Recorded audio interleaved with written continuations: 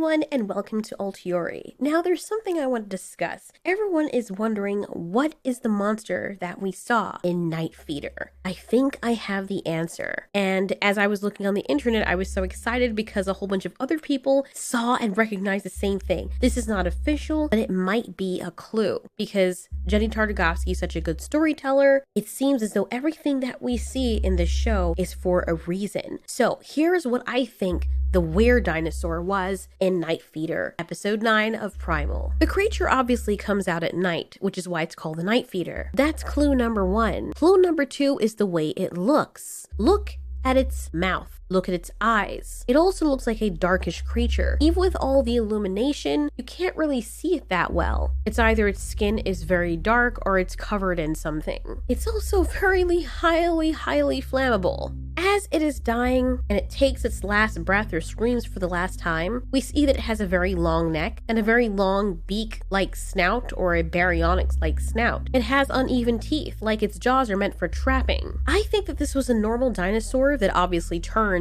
into this were-dinosaur. But how? Don't worry, we're getting into it, I promise. So, it only comes out at night. It has a strange body of a somewhat smaller dinosaur. You ready for the other clue? Remember when Fang went to attack it and she jumped into a whole bunch of black stuff and then freaked out? I mean, she was really freaking out. And I said in the last video that I did that the only reason that Fang would freak out about something is if she's had a very bad experience with that thing before, whether it being adulthood or childhood. Now, we've only seen this behavior from Fang one time that I can remember. It's when she dealt with the serpents. And she had a really bad, horrific, traumatic experience with that. After that, she was deathly afraid of snakes and wanted to have nothing to do with them. She's had quite a few traumatic experiences after that, but she only acts this way when she's had a very traumatic experience. What is it about the smell of this creature or this black stuff on her face that makes her freak out so much? Don't worry, we're getting closer. You'll be surprised to know that our other clue is this guy right here. He's the only living thing besides all the prey that we see in this episode that's a living thing. And you may be wondering, Altiori, okay, now you're just getting freaking weird. What does this stupid looking compy thing have to do with the monster? Well, my friends,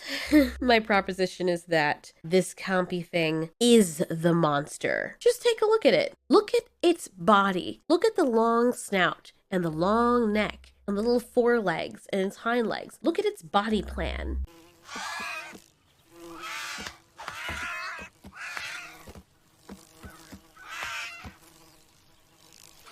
Now, why is it that Genndy chose, because he directed this, why did he choose to have the camera time allotted to this creature so much? And as we looked at it, we saw that it was very unsuccessful catching that fly. This thing is obviously an insectivore or some kind of creature that preys on flies, but yet it had no success.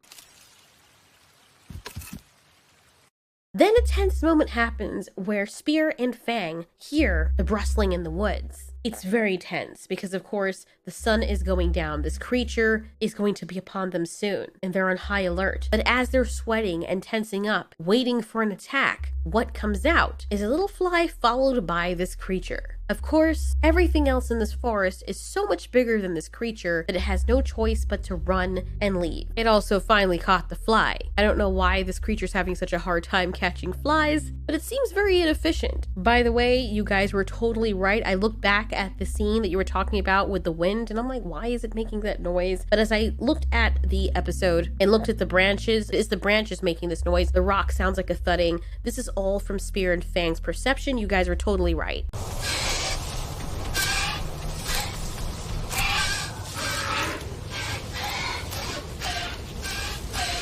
That's all it was, and they're scared out of their minds, so that's what they're seeing, and that's how they're perceiving things through their ears. So I did correct someone in the comments, or I tried to correct them, and I looked like an idiot, but I was like, no, branches don't act like that, and I guess I had to watch it over again because I didn't even realize that those branches were moving like that. That's why we need each other. Only one pair of eyes isn't going to see everything there is to see. The other clue is that the creature hates fire. Why does it hate fire? The next clue is the black goo. Remember in Wrath of the Apes or Rage of the Apes? Take a look at the clues that we noticed in that episode. This black goo was something that they used to transform into a more powerful version of themselves. Only dousing a drop turned this gorilla guy into like this super warrior thing. It was freaking crazy. And remember, Spear drank all of this. Check it out. Check out the consistency. It's definitely oil because of how well it's able to slide all the way down. An oily black tarry substance. Check this out too. Guys, this is right on Adult Swim. You can go back and watch this episode over yourselves. Full moon.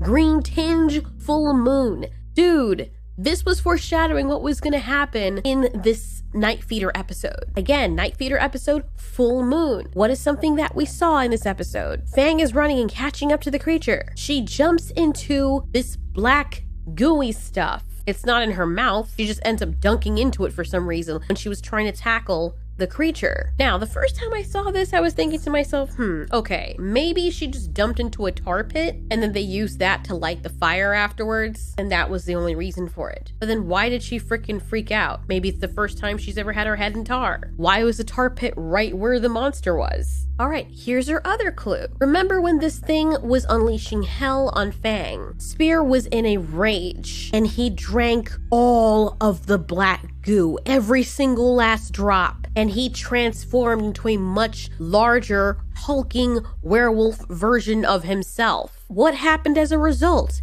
Every normal creature, he was able to one-hit them and cause them to splatter into smithereens. Boom! He crushed them so easily, it was total carnage. Does this remind you of anything? Again, full moon. Notice how the full moon is continuously in the shot throughout this episode. Not to mention this thing one-punch mans these dinosaurs into smithereens. And that's our other clue, guys. I think that the black goo that Fang landed in probably has something to do with the creature turning into a hulking version of itself. I think it's Hulk juice. I think it's the same black goo that we saw in Rage of the Apes. And for some reason, I feel like it probably works when it's a full moon. And the reason why the creature burned up like that is because it had the black goo coursing through its veins, and whatever this black goo is, it's very flammable. That's probably the reason it doesn't like fire. Maybe the black goo being in its body makes it hypersensitive to that stuff. And the only other creature we've seen in this episode is that little thing.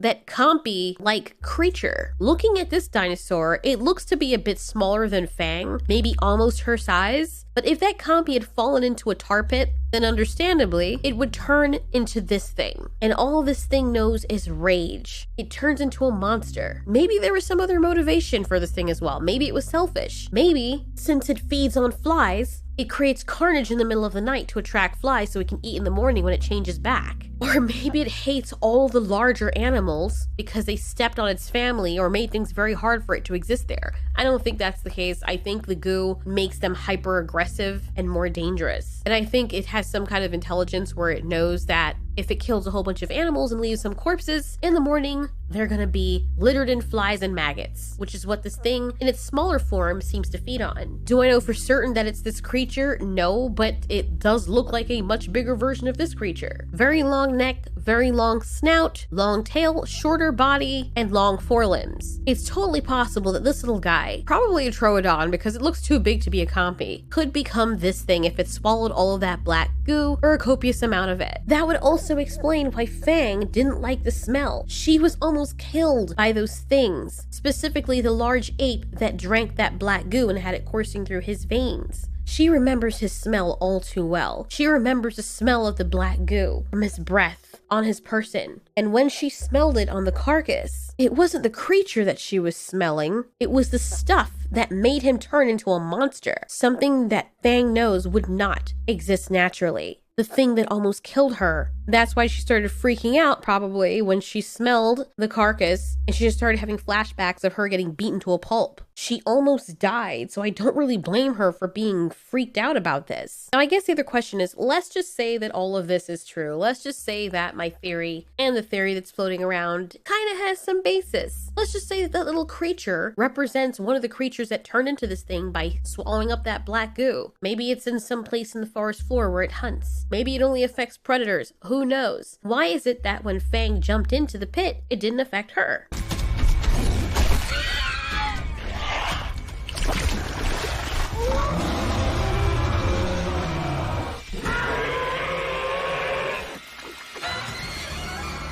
probably because when she leapt onto it with her mouth closed. She was trying to tackle the thing. She took her head up. You can see that her mouth is closed and that stuff is all over her face. She starts freaking out. I don't think it's just because it's tar. I think she's freaking out because it smells like the black goo stuff.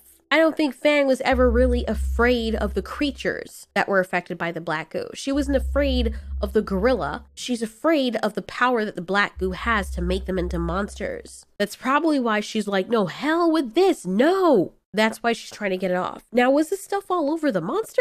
That I can't really explain. I mean, Spear ran over that part and he didn't fall into any tar pit. I think that she smashed into the monster and when she touched it, this is what came off. Maybe the little creature was so filled of the stuff that it was secreting it from its skin. We heard it also cry the moment that she hit it. It's also possible that this black goo stuff exists naturally in this forest and that's where the 8 men got it from. It's possible that as a were-creature, it turns back into a normal creature in the daytime. Or maybe the daytime hurts it. But I'm going with the theory on this video that that small Troodon-looking creature is what turns into this at nighttime. And that little creature probably ingested enough of the tar to cause it to transform into this very terrifying predator. One that doesn't even care about eating the flesh of the things it kills. It leaves him there to rot, and all it cares about is getting out that rage and taking it out on any living thing. It's primitive. It doesn't understand what it is or why it is. The same way that Spear only felt his rage and primal instinct when he swallowed all the black goo. Primal. I know it's a silly theory, but I figured that I would put it out there because it is just a theory. It's just for fun that we're doing this. A lot of those things do go together. What do you guys think? How do you explain this weird creature? Do you think it's just the unexplainable and we should just leave it at that? Or do you think there's more to it than meets the eye? Do you think that this creature was actually the small creature that we saw in the episode? Or do you think it was a different species of animal that we have to be wary of in the future? We also know that things smells really, really bad. It's probably because the black goo smells really bad. Anyways, that was really fun. Let's talk about this some more in the comments. And stay tuned for more videos and for more videos on Primal too. Thanks so much for watching. This has been Ultiori. You ask, we answer.